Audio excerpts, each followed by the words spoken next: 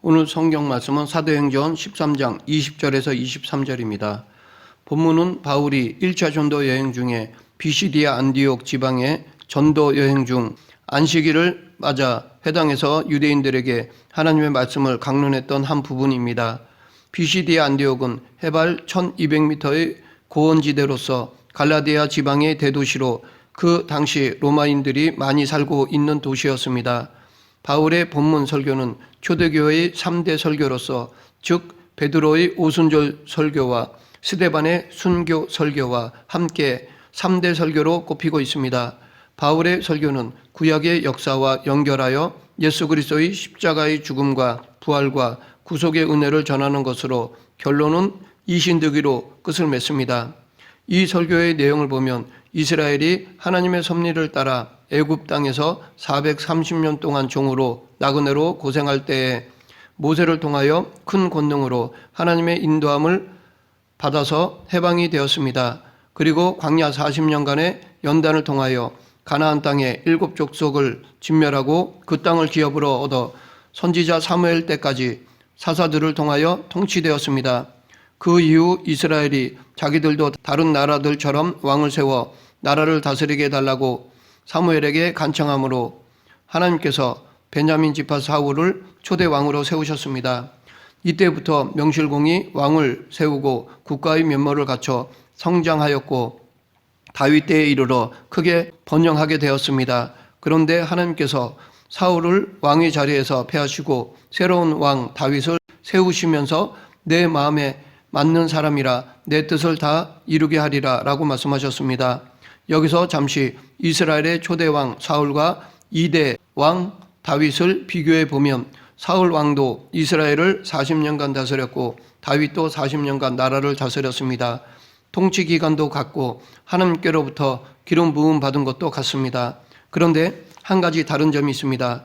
그것은 성경 어느 곳을 살펴봐도 사울이 하나님의 마음에 합한 사람이라는 기록이 없다는 것입니다. 오히려 사무엘상 15장 35절에서는 사무엘이 죽는 날까지 사울을 다시 가서 보지 아니하였으니 이는 그가 사울을 위하여 슬퍼함이었고 여호와께서는 사울로 이스라엘 왕 삼으신 것을 후회하셨더라 라고 하였습니다. 그러나 다윗의 경우는 본문 22절에 보면 내가 이새의 아들 다윗을 만나니 내 마음에 맞는 사람이라 내 뜻을 다 이루리라 라고 하셨습니다. 그뿐만 아니라 사무엘상 13장 14절에 보면 여호와께서 그 마음에 맞는 사람을 구하여 그 백성의 지도자를 삼으셨느니라 라고 하셨습니다. 하나님은 당신의 마음에 맞는 사람을 찾으셨습니다. 사울 왕을 버리기로 작정하신 그 하나님께서 당신의 마음에 맞는 사람을 구하여 당신의 일꾼으로 세우셨습니다. 이때뿐 아니라 하나님은 언제나 당신의 일꾼을 세우시고 일하십니다. 하나님은 그 사람의 환경이나 자격, 능력 등을 보시고 찾으시는 것이 아닙니다. 단지 하나님은 당신의 마음에 맞는 사람을 통해서 당신의 일을 이루십니다. 하나님이 당신의 사람을 찾으신다고 할 때 이 찾는다라는 말은 2가지 차원에서 쓰여집니다. 하나는 구원의 차원에서 쓰여집니다. 영혼을 구원하기 위해서 사람을 찾으십니다. 누가복음 15장에는 찾음에 대한 3가지 비유가 나옵니다. 선한 목자가 잃어버린 한 마리 양을 찾는 비유와 잃어버린 드라크마를 찾는 어떤 여인의 비유와 어떤 아버지가 잃어버린 아들을 찾고 있는 이야기입니다. 이 3가지에서 찾는 사람은 모두 하나님을 대변한다고 볼 수 있습니다. 다른 하나는 단순히 우리를 구원해서 천국에 가도록 하나님의 자녀로만 삼기 위해서 찾는 것이 아닙니다. 그렇게 찾은 그 사람을 사용하셔서 하나님의 일을 시키기 위해 하나님의 일꾼으로 삼기 위해 찾으십니다. 이 2번째 찾음이 우리에게는 소명이라고 할 수 있습니다. 하나님이 찾아서 쓰시려고 오늘도 우리를 보고 계십니다. 그런데 하나님은 부르시고 사명만 주시는 분이 아닙니다. 당신이 세운 일꾼들과 늘 함께 해 주십니다.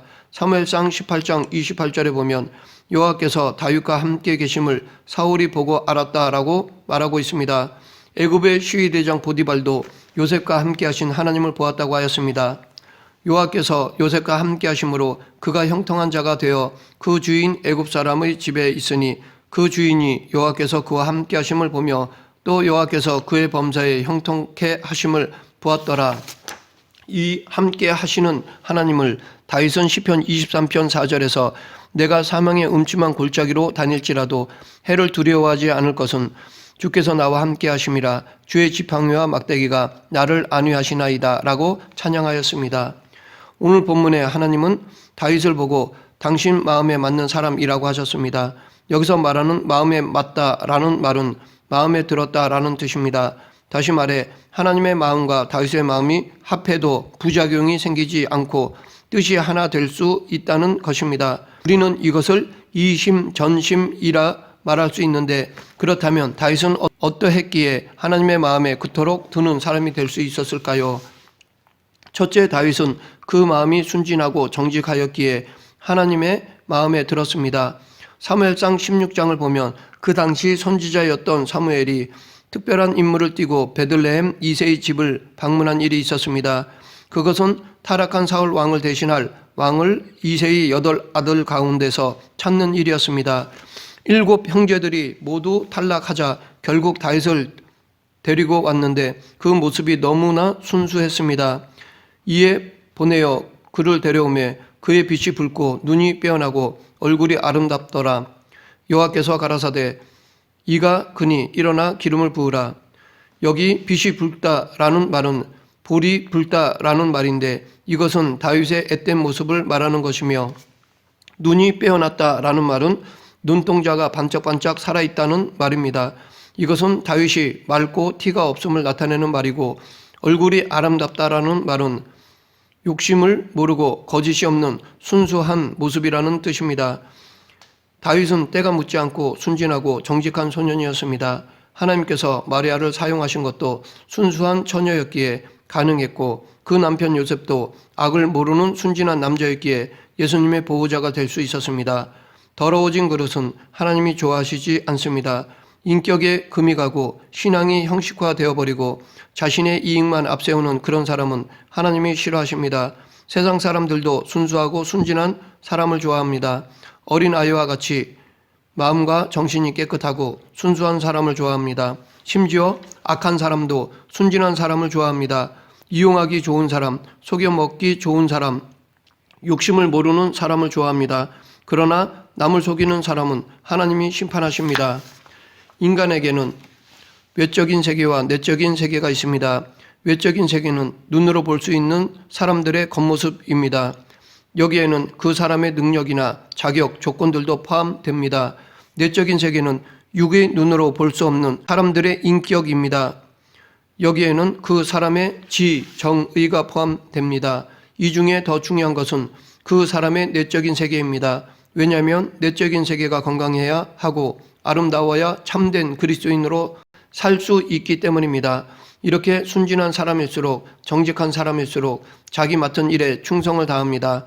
사무엘상 16장 11절 이새가 가로되 아직 말째가 남았는데 그가 양을 지키나이다. 다윗이 양을 지키고 있었다는 것은 자기 맡은 일에 최선을 다하고 있다는 것입니다. 하나님은 그런 사람을 쓰십니다. 순진한 사람일수록 맡은 일에 충성합니다. 꾀를 부리지 않고 요령을 피우거나 눈가림으로 하지 않습니다. 그러나 순수하지 않은 사람은 항상 기회를 따라 행동하고 남의 눈치를 보며 마지못해 일을 합니다. 또 책임감도 없습니다. 하나님은 책임감이 있고 자기 직분에 최선을 다하는 충성스러운 사람을 향하여 내 마음에 합한 자라고 하십니다. 또한 거치장을 하지 않습니다. 어린 다윗은 꾸밈이 없이 사무엘 앞에 섰습니다. 하나님은 과하게 거치장하는 사람과 의로운 척하는 사람을 좋아하지 않습니다. 다윗은 이러한 성결한 마음을 가졌기에 그가 붓을 들면 시인이요 악기를 잡으면 음악가요 칼을 들면 용장이요 법을 잡으면 정치가요 성소 안에 들어가면 위대한 신앙인이 되었던 것입니다. 그런데 그의 이 성결한 마음은 하나님에 대한 사랑에서 비롯된 것입니다. 시편 18편 1절 나의 힘이 되신 여호와여 내가 주를 사랑하나이다. 다윗은 언제나 하나님 제일주의로 살았습니다. 그래서 다윗은 하나님의 마음에 합한 사람이 되었습니다. 반면에 사울을 살펴보면 이스라엘과 아말렉과의 싸울 때 하나님은 사무엘을 통하여 사울에게 아말렉의 모든 남녀노소들 심지어 어린아이들까지 다 죽이고 모든 짐승들도 남겨놓지 말고 다 진멸시키라고 명령하셨습니다. 그런데 사울 왕은 짐승들 가운데 좋은 것은 죽이지 않았고 아말렉 왕 아각을 사로잡았습니다. 사무엘은 그것을 알고 사울을 책망했습니다. 그때 사울은 변명했습니다. 자신의 체면을 세우는데 급급했습니다. 사울은 순수하지 못하였습니다. 성결하지 못했기에 성령이 떠나고 악령이 그를 사로잡았습니다. 믿음이 순수한 사람, 성결한 사람은 하나님께 절대 순종합니다. 둘째, 다윗은 마음이 넓고 온유하였기에 하나님 마음에 들었습니다. 다윗을 통한 하나님의 뜻은 엄청났습니다. 하나님의 안목은 넓고 크고 깊습니다. 눈앞의 일만을 보지 않고 먼 훗날에 되어질 일까지 보십니다. 그것은 다윗의 혈통에서 메시아이신 예수 그리스도의 조상이 되게 하시는 것이었습니다. 이렇게 하나님의 뜻은 위대하고 큽니다. 그릇이 적은 사람은 그 뜻을 헤아릴 수가 없습니다. 다윗은 체구는 작고 아담하게 생겼지만 하나님의 뜻을 헤아릴 줄 아는 마음이 큰 사람이었습니다. 블레셋의 거인 골리앗 앞에 나아가는 담대함을 보면 하나님의 뜻을 헤아릴 줄 알았던 다윗의 넓은 마음을 알 수 있습니다. 또 마음이 넓고 온유한 사람은 포용력이 있습니다. 다윗은 자기를 죽이려고 하는 사울을 죽일 수 있는 기회가 있었지만 하나님이 기름 부어 세우신 주의 종의 생명을 손대지 않았습니다.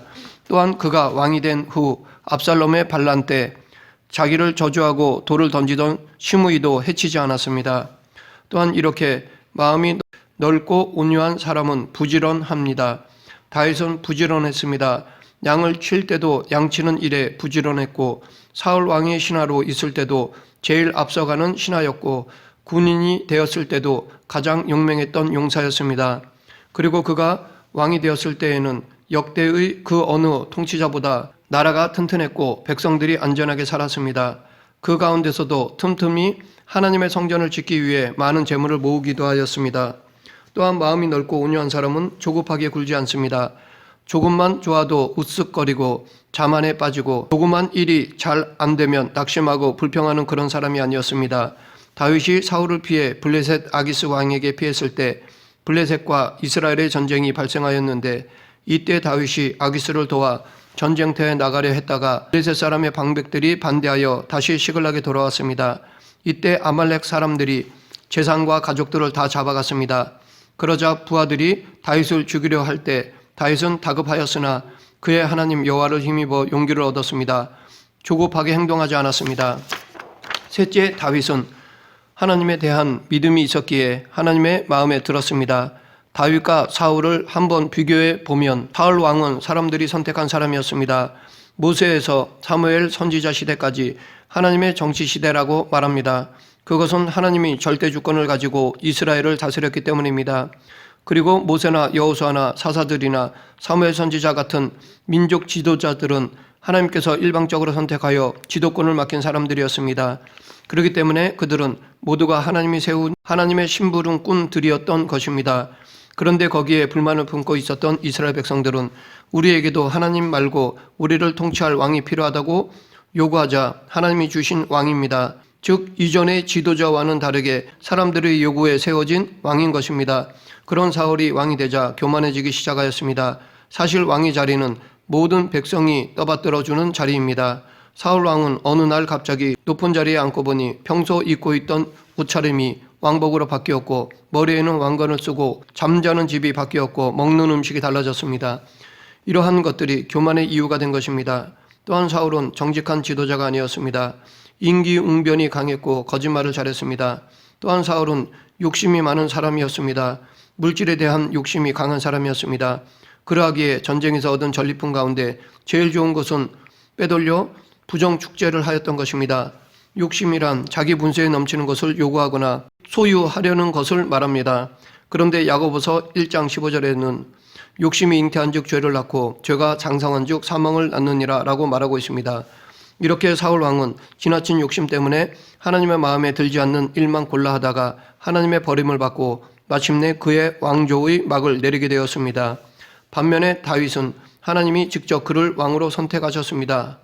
사무엘상 16장 12절 그를 데려오매 그의 빛이 붉고 눈이 빼어나고 얼굴이 아름답더라. 여호와께서 가라사대 이가 그니 일어나 기름을 부으라. 이렇게 하나님이 다윗에게 기름을 부으신 것은 그가 믿음이 있는 사람이었기 때문입니다. 다윗의 형제들은 모든 조건을 다 훌륭하게 갖추었으나 믿음이 없었습니다. 다윗이 하나님 마음에 맞는 것은 믿음의 사람이었기 때문입니다. 시편은 모두 믿음의 노래인데 다윗이 기록한 시편을 보면 구구절절히 하나님을 찬양하고 믿음으로 기도하고 경배하는 내용들입니다. 또한 골리앗과의 대결에서 다윗은 너는 칼과 단창으로 내게 나오거니와 나는 만군의 여호와의 이름으로 내게 가노라. 이것은 믿음의 사람만이 고백할 수 있는 신앙의 외침입니다.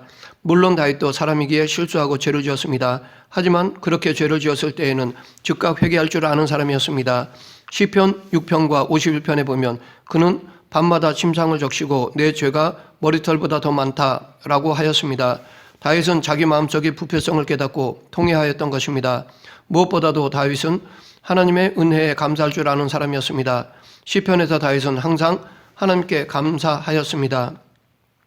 말씀을 믿겠습니다. 다윗이 하나님의 마음에 맞는 이유에 대해 세 가지로 살펴보았습니다. 그런데 이보다 더 근본적인 이유가 있습니다. 그것은 하나님이 그를 선택하셨기 때문입니다. 다윗은 왕으로 기름 부음을 받았지만 처음부터 왕의 자리에 앉은 것은 아닙니다. 하나님은 그를 신하로 왕을 섬기는 것을 먼저 배우게 했습니다. 또 도망치는 시간을 통해 원수까지 사랑할 수 있는 것을 배우게 하셨습니다. 그리하여 차츰차츰 왕의 자리로 올라가게 하셨습니다. 이렇게 하나님은 다윗을 선택하시고 훈련시키고 교육시켰습니다.